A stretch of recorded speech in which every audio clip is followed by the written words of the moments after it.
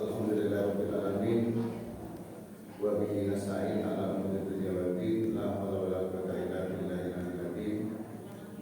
Asyhadu an la ilaha illallah wahdahu la syarika lahu lahul mulku mubin wa asyhadu anna Muhammadan abduhu wa rasuluhu shadiqul wa'dil amin. Allahumma shalli wa sallim ala khatamil anbiya'i wal mursalin Muhammadin wa ala alihi wa sahbihi wa man tabi'ahu bi ihsanin ila yaumil din. Jemaah subuh yang dimuliakan Allah, alhamdulillah kita bersyukur kepada Allah Subhanahu wa taala atas nikmat, rahmat, taufik dan hidayahnya sehingga di pagi hari ini hari Jumat tanggal 21 Ramadan 1443 Hijriah bertepatan dengan tanggal 22 bulan April tahun 2022 kita bisa hadir di Masjid Darussalam untuk bersama-sama melaksanakan sholat subuh berjamaah dilanjutkan dengan takbir. Sallallahu wasallam, mudah-mudahan Allah limpahkan kepada junjungan kita Nabi besar Muhammad sallallahu alaihi wasallam yang telah membimbing kita, menuntun kita dari jalan yang gelap kita, yaitu al-jahiliyah, menuju jalan yang terang benderang dengan adanya cahaya Islam. Semoga kelak kita mendapat kesempatan untuk berkumpul dengan beliau di surganya. Amin amin ya rabbal alamin. Baik, kita awali majelis ini dengan membaca basmalah. Bismillahirrahmanirrahim. Kita akan membahas sesuatu yang kalau tidak kita perhatikan akan bisa mengurangi pahala puasa kita, bahkan menghabiskan. Apa sesuatu itu? Yaitu ungkapan-ungkapan yang meluncur dari lidah kita. Ada banyak yang keluar dari lidah, itu bisa menghilangkan, mengurangi atau menghilangkan pahala puasa kita, sehingga puasa kita menjadi sia-sia. Oleh karena itu mari kita perdalam. Judul halusnya itu menjaga lisan. Judul Judul kerasnya bahaya lidah. Artinya lidah itu berbahaya kalau kita tidak bisa mengendalikannya. Kita berangkat dari surat Al-Hujurat ayat 12. A'udzubillahi minasyaitonir rajim. Ya ayyuhalladzina amanu ijtanibu katsiran minadh-dhanni inna ba'dadh-dhanni ismun wa la tajassasu wa la yaghtab ba'dukum ba'dha ayyuhibbu ayyakula lahma akhihi maitan fakarihtumuh wattaqullaha innallaha tawwabur rahim.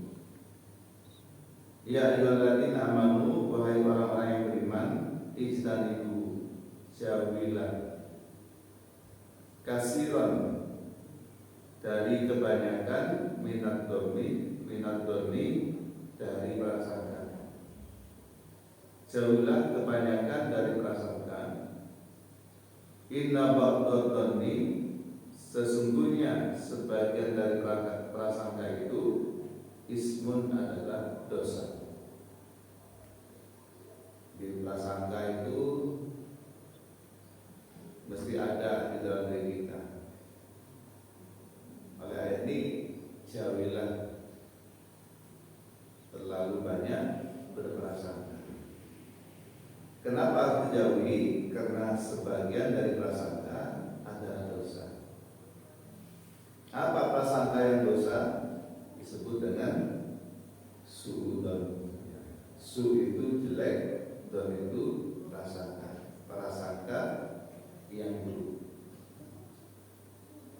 menyangka, menyimpulkan tanpa ada data.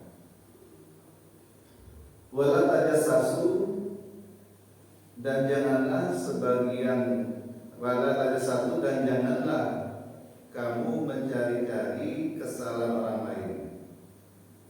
Tajassus, mencari-cari. Ini ya pekerjaan manusia. Biasanya yang ini itu yang selevel, satu profesi selevel. Bisa juga atasan bawahan. Kalau dicari pasti ketemu, kadang-kadang nggak dicari aja ketemu. Apalagi dicari-cari kesalahan, kelemahan, kekurangan orang lain. Dipetani, pasti ada dan ketemu karena manusia tidak sempurna. Terus apa gunanya? Nah, itu pertanyaannya. Terus maukah kita diperlakukan seperti itu? Pasti tidak mau, malah tersinggung. Wala yatabatukum ba'da, dan janganlah sebagian di antara kamu yang tak menggunjing ba'da terhadap sebagian yang lain. Ayuhibbu, sukakah ayyakula, ayyakula lahma ahli, sukakah salah seorang di antara kamu, ayyuhibbu ahadukum ayyakula lahma ahli, sukakah salah seorang di antara kamu untuk memakan daging saudaranya, maitan, di mana saudara itu dalam keadaan mati, fakaritumu, tentulah kamu merasa jijik. Jadi orang ghibah itu seperti memakan daging saudaranya yang telah mati. Kenapa dikatakan telah mati? Karena orang yang digunjing itu tidak ada di depan kita dan tidak bisa memberi penjelasan atau pembelaan. Walaupun dibahas sampai sedemikian rupa, dia tidak bisa melakukan pembelaan karena tidak tahu. Sehingga digambarkan seperti makan daging saudaranya yang telah mati, pasti kita jijik. Wattaqullaha, dan bertakwalah kepada Allah, innallaha tawwabur rahim. Sesungguhnya Allah Maha penerima taubat lagi Maha penyayang. Tentu masing-masing manusia di antara kita ini sedikit banyak pernah suudzon. Kira-kira betul Bapak Ibu? Suudzon. Bahkan suudzon itu juga dibahas laba sendiri. Ada suudzon pada diri sendiri. Ada. Gimana suudzon pada diri sendiri itu? Mesti aku gagal. Dulu aku kok mesti gagal? Itu dah suudzon. Suudzon padahal belum dilakukan, sudah disebutkan. Suudzon kepada Allah yang telah memberi banyak ujian. Apa sih maksud Allah itu ya? Saya ini sudah ibadah penuh, kok masih dikasih ujian? Coba.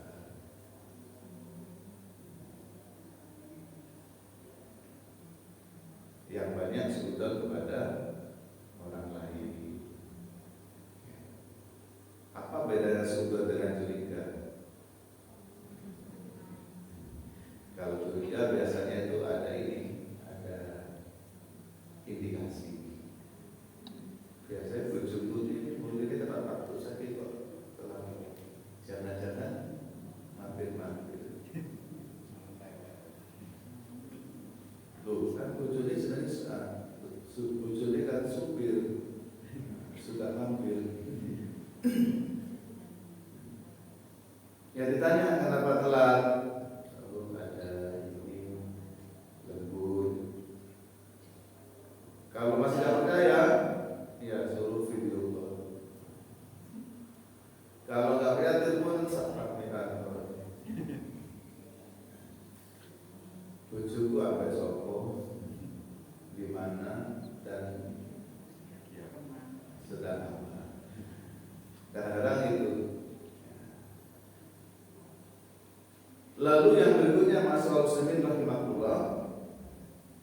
Demikian pula kita sebagian dari kita pernah mencari-cari kesalahan orang lain, pernah tajasus. Cuma tingkatannya macam-macam, ada yang sering, ada yang termasuk yang ketiga, di antara kita ini pernah sengaja atau tidak sengaja, terasa atau tidak terasa itu hibah. Jadi aku gak hibah itu kayak pendahuluan, tak rasanya ya bikin ngomong-ngomong. Iya, rasa-rasa ngomong-ngomong ya. Walaupun sekarang rasa-rasa tidak perlu ngomong, cukup dengan ujung jari. Surah apa ini? Al-Hujurat ayat 12. Lalu dalam hadis itu besar, tuba liman sawalahu aibuhu an uyubin nas. Tuba, beruntunglah liman bagi orang sawalahu yang menyibukkan orang tersebut aibuhu, aibnya. An uyubin nas, sampai dia tidak bisa atau tidak sempat untuk melihat celah atau aib orang lain. Beruntunglah orang yang disibukkan dengan melihat aibnya sendiri sampai dia tidak sempat melihat aib orang lain. Walaupun cari aib sendiri itu kadang-kadang susah karena kita subjektif. Kalau aib orang lain kadang nggak perlu dicari, ya kelihatan di mata. Manusia itu subjektif, sembarangnya subjektif, termasuk perkoronan itu subjektif. Gak anaknya orang lain itu nggak mandi itu disebutkan. Ini anak siapa? Jam segini kok masih korek. Begitu anak istri nggak mandi, rambut kecil jadi cium. Bahaya itu. Habis anaknya pelayan itu pemerintah kena krimis dianggu rambutnya enak kayak PTI, anggota PTI sini. Manusia jadi termasuk kalau ada orang lain kentut kita teriak siapa kentut itu baunya enak. Begitu kentutnya sendiri dia menenangi. Subjektif itu apa? Ada ibroh di balik itu, di balik kentut orang lain itu yang tidak enak, kentut sendiri dia diam dan merasa tidak terlalu bau, ya, itu ibroh. Termasuk perilaku dan salah itu ya si alibi, si belani, si apa? Si bersikap tidak tersebut. Baik, lalu apa arti lidah? Yang pertama, Allah Subhanahu wa taala telah menganugerahkan lidah atau lisan kepada manusia sebagai alat bantu untuk menerjemah dan menyampaikan informasi kepada orang lain. Sehingga dengan ini ada istilah penyambung lidah. Alat bantu untuk menyampaikan informasi kepada orang lain. Tadi Pak Tabir mengumumkan itu ya pakai lidah.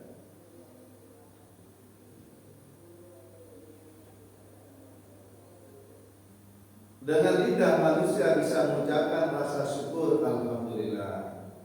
Bangun tidur alhamdulillahilladzi ahyana ba'da ma amatana wa ilaihi nusyur. Selesai makan alhamdulillahilladzi at'amana wa saqana wa ja'alana minal muslimin.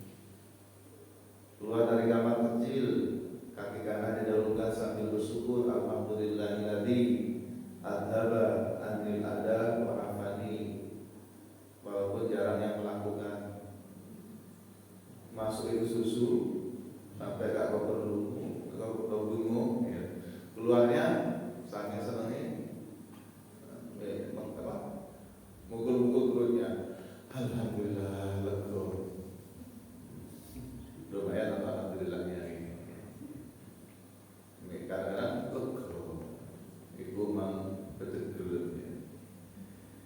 Lidah bisa mengajak kepada kebaikan. Hayya 'alas shalah. Ayo saudara, betapa besar pahalanya orang ada itu ya. Di tempat lain itu ada tuh rebutan, tapi ada tempat lain itu ada tuh rebutan orang. Ojo aku suara buka enak. Ojo aku sering. Ojo aku nolok tenggorokan. Padahal begitu hayya 'alas shalah banyak yang datang, pahalanya banyak. Di rumah-rumah ada yang masjid tapi dengar adzan, seharusnya rebutan sampai di mana itu nggak mau diganti.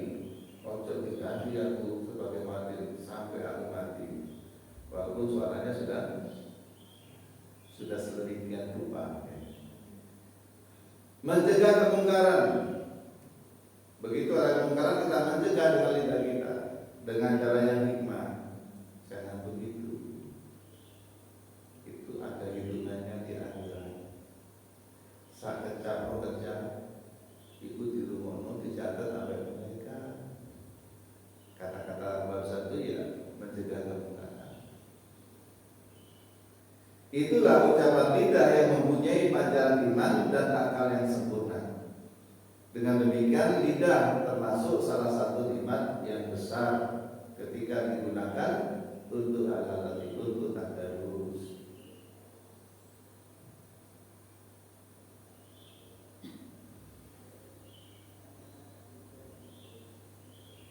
Berikutnya, lidah hanya berupa sepotong daging kecil yang tidak bertulang.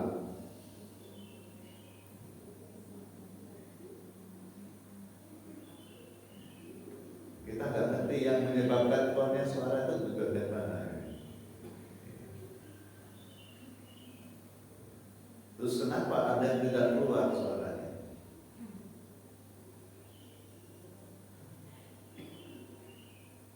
Suaranya itu macam-macam. Sampai kalau kita amati, ya ada kemiripan, tapi tidak sama. Bapak dan anaknya mirip suaranya, tapi tidak sama.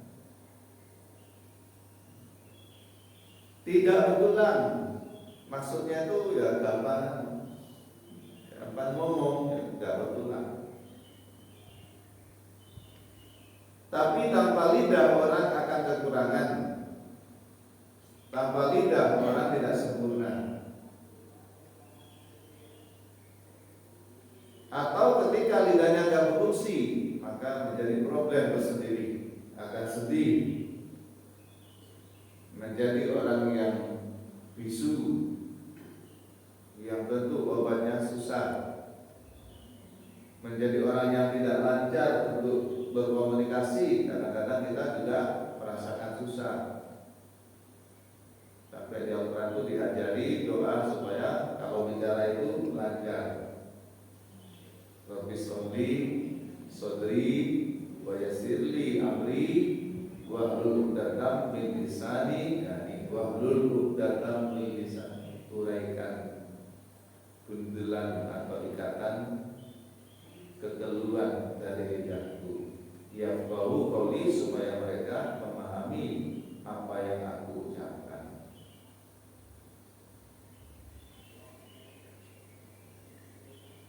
Dengan lidah, seseorang dapat menikmati makanan dan minuman yang enak dan lezat.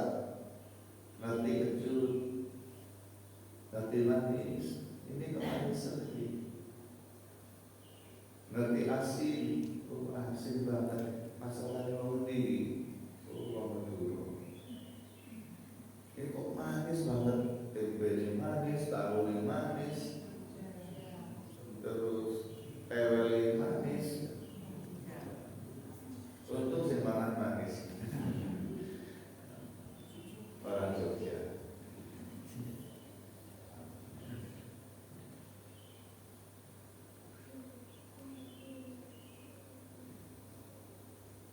Jangan lidah ini pinter menikmati, ya pinter nyanyi. Asin lagi.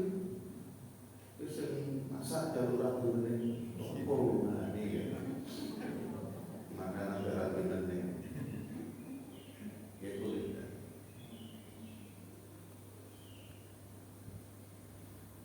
Lidahlah yang menciptakan segala bahasa. Wa ikhtilafi alsinatikum. Allah, salah satu tanda kekuasaan Allah, Allah menciptakan bahasa yang berbeda-beda.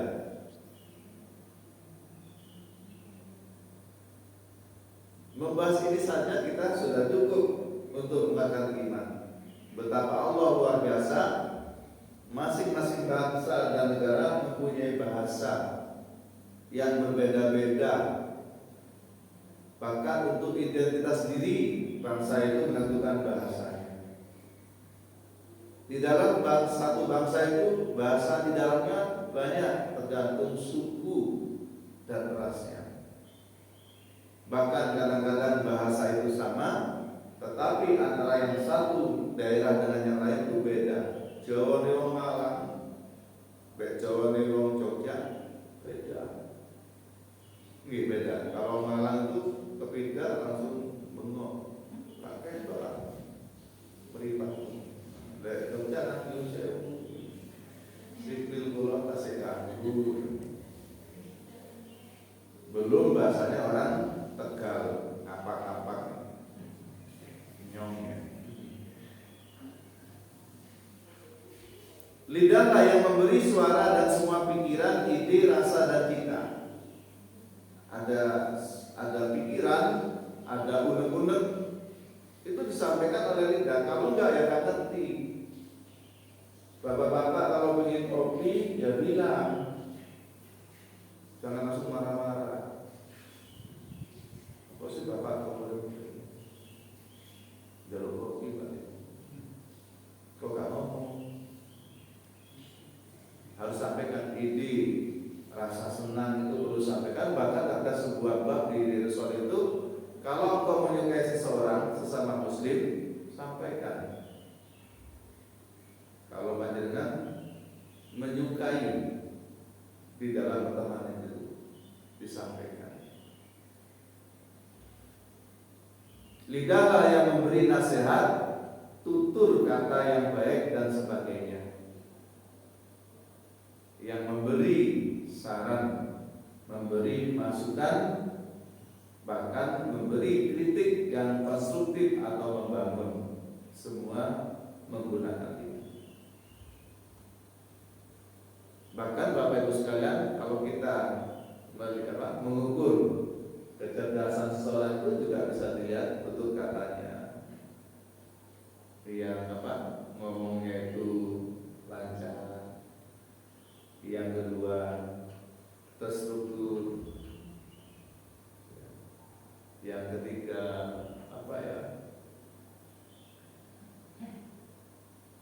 banyak makna di balik ucapan-ucapan itu berbobot. Ada yang ngomongnya sedikit cekak awas, tapi maknanya dalam. Kalau saya ngomongnya wake, cara ini tidak ketemu itu ngomong. Kalau gitu, intinya apa? Intinya ini. Lidah dapat membuat orang menangis menjadi tertawa. Dan lidah dapat mengangkat derajat manusia menjadi mulia. Ya tadi dengan ucapan yang berkualitas, orang itu menilai, oh ini orang ini berpendidikan, oh orang ini berilmu, oh orang ini, ya kalau dilihat dari pembicaranya, yang khusru.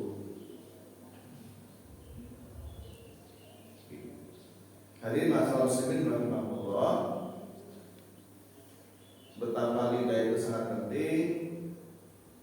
Bapak dan ibu atau kakek dan nenek, bapak dan ibu yang punya anak kecil, kakek nenek yang punya cucu, menunggu-nunggu kapan anak atau cucunya itu bisa ngomong. Begitu bisa ngomong, sedikit gak senang bilang papa, ya senang papa. Ngomong pelat-pelat, ngomong roti, yoti.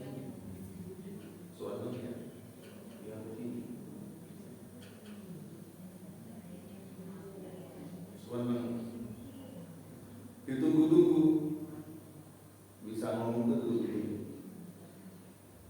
Mungkin masih ingat pas kecilnya dulu anak putra putrinya lucu-lucu. Anak saya itu bilang di rumahnya itu, bilang Mas Sohib itu, Mamo ini. Sehingga kalau ada anak baru bicara, terus ngomong terus etes, disyukuri. Siapa itu? Kok ini? Itu bersyukur. Termasuk nangisnya itu disyukuri. Ini kok bolak-balik nangis? Kalau nggak nangis, nggak sehat. Saya punya tetangga dulu itu belakang rumah, tiap pagi nangis anaknya itu, si Bubun itu. Tiap pagi nangis, bukan nangis. Soalnya di rumah bawa Budi, nanti Bubun, bukan nangis. Dan jangan mengeluh dengan itu, karena dulu pernah terjadi, mungkin saya pernah cerita, ada seorang bapak ibu punya anak kecil, dia bekerja keras, anaknya rewel nangis terus, dia merasa terganggu pekerjaannya, lalu dicarikan obat supaya tidak nangis. Mengobatan obat tidak nangis. Kalau sekarang obat tidak nangis itu nabi, kalau nabi langsung menangis bayar setelah habis. Aduh, bapak ya, ibu ya, saya ya, pembantu ya, gosong HP masuk nanti jauh, terang botol banjir. Ya. Jadi masalah muslimin Allah, terus dicarikan dukun supaya anak itu nggak menangis. Didukun temenan gak nangis, langsung anteng gitu. Bapak ibunya bekerja dengan tenang, bisa fokus. 1-2 hari anteng, 1-2 bulan anteng, 1-2 tahun anteng. Lalu anteng saat terus. Begitu anak itu seharusnya bisa bicara, gak bisa ngomong. Begitu didatangi dukuni mati. Passwordnya kalau sing anak tadi di password supaya gak ngomong. Segera passwordnya dukuni, begitu diparani bakal ana dukuni. Ya, sampai sekarang gak bisa ngomong. Sampai anaknya brengosan, gak bisa ngomong. Ya Allah, saya juga lihat kaset. Ya Allah, bersama ini. Tidak semua sampai sekarang, mungkin usianya sudah 23 atau 25. Gak tega mas, gara-gara tadi ya, gak bersyukur anaknya nangis, gak diparano nang dukun. Apa dukun mati, pas mati gak bisa dulu. Hati-hati guys.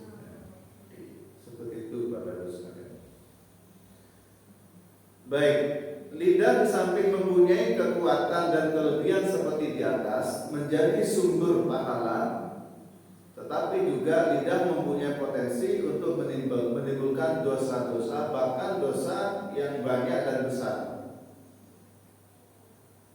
Yes, pokoknya banyak. Sehingga dapat dikatakan anggota badan yang paling durhaka pada manusia, bahkan pada Allah, adalah lidah. Ia bisa menjadi perangkap setan yang paling jitu untuk menjerumuskan manusia. Kita tadi gampang komentar, gampang nyelatu, gampang ngenyek, gak memfitnah. Ada lagi gampangnya cacat. Ini gampangnya KP dicacat. Apa ngomong lagi Islam?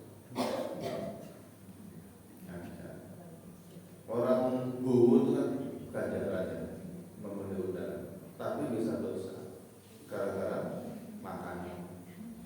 Itu dewas beberapa saya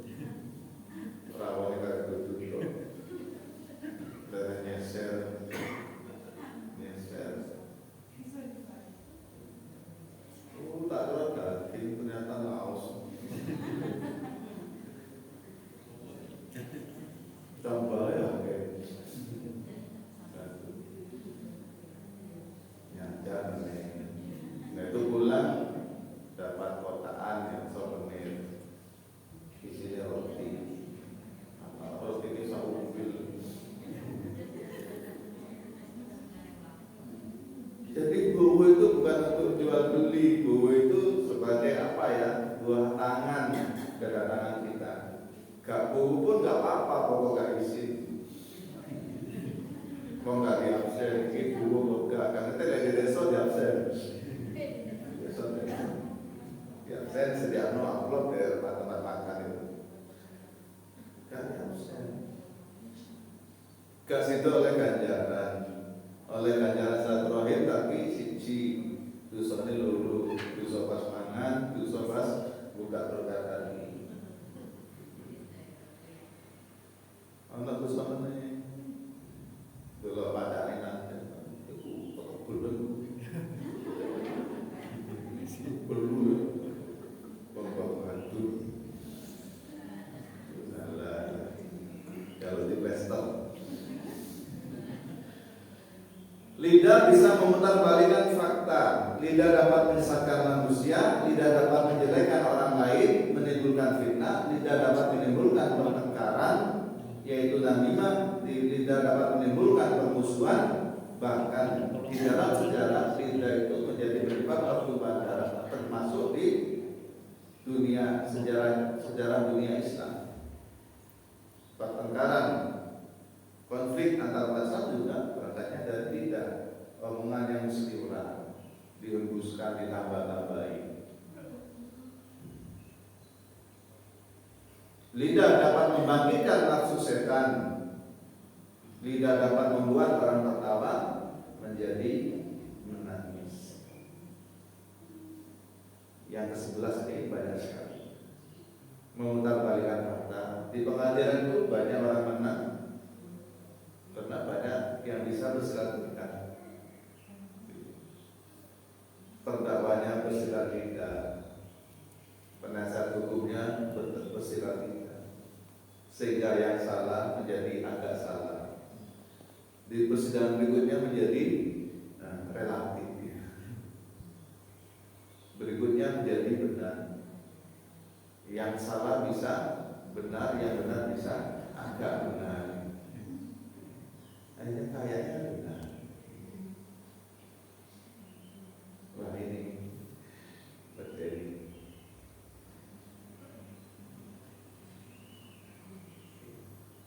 Hadirin maksud muslimin rahimahullah, lidah dapat menyesatkan manusia. Banyak orang itu dicuci otaknya dengan lidah. Banyak adik-adik muda itu tiba-tiba masuk ke sebuah organisasi terlarang, itu caranya dengan lidah.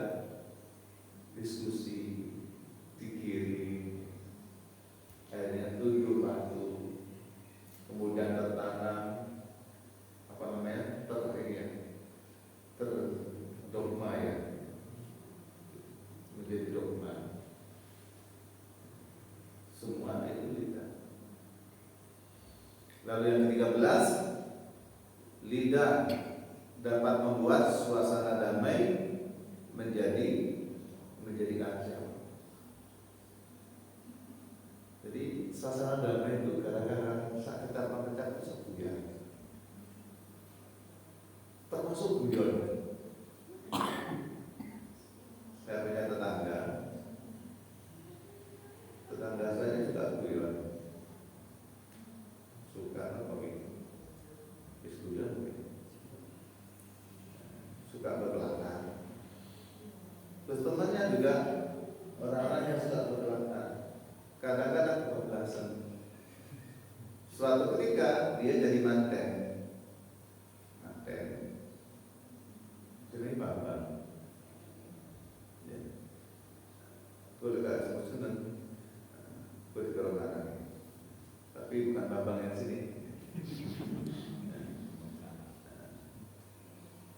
Pas dari manten,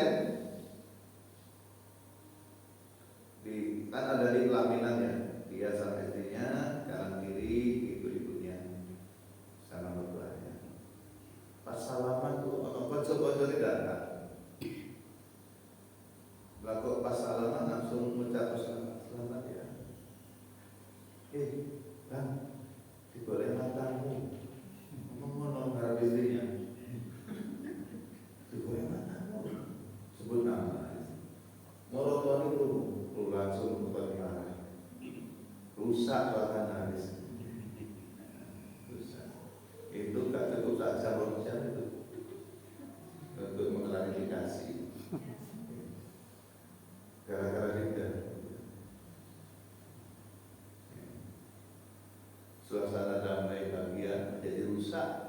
gara-gara omongan mantan.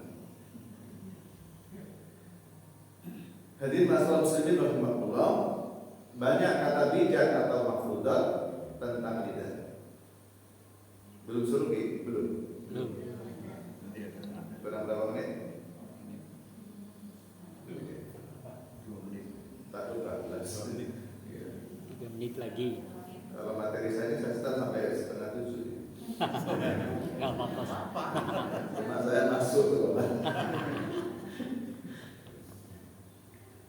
Kata bijak mahfudat tentang lidah. Pertama, salamatul insan fi hifdzil lisan. Keselamatan manusia terletak pada lidahnya, dia memelihara lidah. Kalau ingin selamat harus bisa menjaga lidah. Kalau tidak bisa menjaga, ya tidak selamat. Tidak selamatnya itu ada yang dicap pembohong, dicap penghina. Tidak selamatnya itu bisa ditapuk, ya, ditapuk ya.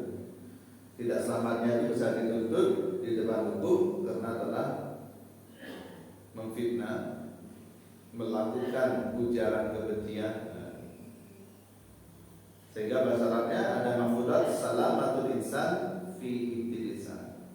Keselamatan manusia terletak pada dapat atau tidaknya ia memelihara lidahnya. Tafakkaru qabla kalam. Berpikirlah sebelum berkata. Dipikir kira-kira ini ada dampaknya apa enggak? Kira-kira ada tersinggung apa enggak? Kita pun yang ceramah itu harus hati-hati. Pilihan kata-katanya itu harus yang pas. Tidak boleh menunjuk, tidak boleh menyinggung. Karena dari sekian ini mungkin ada yang terserap, ada yang sesuai dengan apa yang disampaikan, kondisi dan situasinya.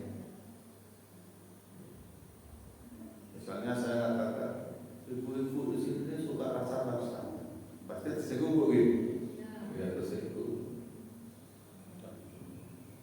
Bapak-bapak sini suka rasa-rasa, pasti tersinggung. Ojo, udah bu, bisa rasa-rasa. Padahal tak ada rasa-rasa. Hati-hati di dalam berkata. Lidah memang tidak bertulang, artinya dengan mudah lidah itu mengeluarkan kata-kata, komentar dan seterusnya. Yang keempat, lidah lebih tajam daripada pedang. Tajamnya pedang itu melukai fisik yang apabila diobati dengan baik akan cepat sembuh dalam 1-2 hari, 1-2 minggu. Tapi kalau lidah yang melukai hati perasaan itu tidak akan sembuh sampai nanti. Kecuali yang bersangkutan lapang dada memaafkan, tapi itu gak semua bisa. Masih terngiang-ngiang suaranya ketika dia menghina, nggak akan terhapus dalam memori. Kalau ketemu pasti ada ini sini aku ya. Saya ini asal. Lidahnya seperti madu tapi hatinya seperti pedu. Manis saya ngomong. Tapi saja nih hatinya itu tidak semanis omongannya. Lidahnya berbisa, ngomong itu berbahaya. Ini dalam sejarah selalu ada.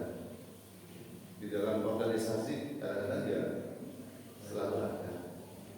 Provokator itu ada. Dia pandai bersilat lidah, pandai memutar balikan fakta, pandai berkelit dengan menata kata-kata yang baik sehingga orang lain itu menjadi terbawa, terpengaruh dan mengiyakan serta membenarkan. Yang terakhir, berjalan pelihara kaki, berkata pelihara lidah. Ini Bapak dan Ibu sekalian yang kita bahas. Terus di bagian akhir ada beberapa yang faedah yang dengan tegas atau jelas dapat kita Yang kedua adalah fitnah. Yang ketiga adalah namimah. Yang keempat adalah buruk sangka. Yang terlontar dengan lidah, tentu berangkat dari hati. Yang kelima adalah kasratul kalam, banyak bicara sehingga berpotensi untuk salah. Yang keenam adalah melaknat, mengutuk, menghina, mencaci maki. Lalu yang ketujuh, bersenda gurau yang berlebihan sehingga ada yang tersinggung dari senda gurau itu. Saya kira ini pembicaraan kita mudah-mudahan menjadi pengingat bagi kita agar kita selalu hati-hati di dalam menggunakan lidah kita, di dalam berkata, di dalam berkomentar. Mari kita maksimalkan lidah ini untuk meraih pahala-pahala dari Allah dengan berkata yang baik, dibawa mengaji, melakukan amal ma'ruf, nahi mungkar dan seterusnya, termasuk bersyukur. Sering-seringlah lidah ini digunakan untuk bersyukur atas nikmat-nikmat Allah yang luar biasa. Saya kira ini demikian, kita tutup dengan membaca adalah Alhamdulillahirabbil alamin, subhanakallahumma wa bihamdika, asyhadu an la ilaha illa anta, astaghfiruka wa atubu ilaik. Wassalamualaikum warahmatullahi wabarakatuh. Waalaikumsalam warahmatullahi wabarakatuh.